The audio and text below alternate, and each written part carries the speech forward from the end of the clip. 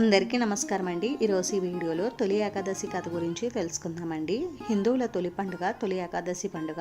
ఆషాఢ మాసంలో వచ్చే శుద్ధ ఏకాదశిని తొలి ఏకాదశి అని పిలుస్తారు. పురాణాల ప్రకారం శ్రీ మహావిష్ణువు క్షీరసాగరంలో శేషతల్పంపై శయనించి యోగ నిద్రలోకి వెళ్లిన రోజునే ఈ తొలి ఏకాదశిగా మనం పరిగణిస్తాము. శ్రీ మహావిష్ణువు నిద్రించే రోజు కావున దీనిని శయన ఏకాదశి అని కూడా పిలుస్తారు. మరి ఇప్పుడు ఈ తొలి ఏకాదశి కథ ఏమిటి అనేది తెలుసుకుందాం.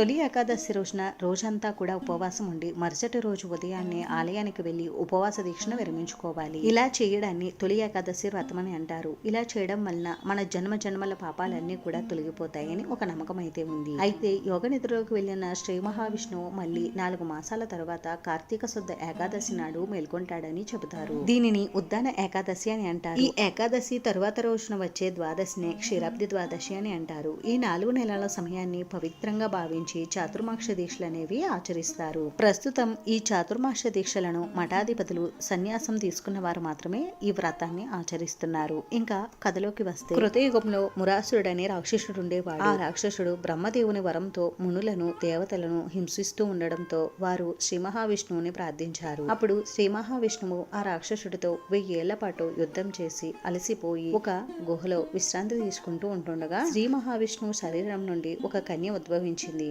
ఆ కన్యయే ఏకాదశి అని అంటారు. అప్పుడు ఆమె ఆ మురాసురుని అంతం చేయగా అప్పుడు శ్రీ మహావిష్ణువు కన్యను ఏదైనా వరం కోరుకోమని అడగగా అప్పుడు ఆమె విష్ణు ప్రియగా లోకం చేత పూజింపబడాలని కోరుకుందంట. ఆ విధంగా అప్పటి నుండి కూడా ఆవిడ ఏకాదశి తిథిగా వ్యవహారంలోకి వచ్చిందని పురాణ వాక్కు అయితే ఉంది. ఇది ఇలా ఉండగా మరొక కథనం ప్రకారం శ్రీ మహావిష్ణువు వరంతో అన్నంలో దాగి ఉన్న పాపపురుషుడు బ్రహ్మపాల చక్రం నుండి కింద పడిన చెమట బిందువు నుండి అవతరించిన రాక్షసుడు తన నివాసానికి చోటు ఇవ్వమని అడగగా అప్పుడు బ్రహ్మదేవుడు ఏకాదశి రోజు భుజించే అన్నంలో ఉండమని వరం అయితే ప్రసాదిస్తాడు.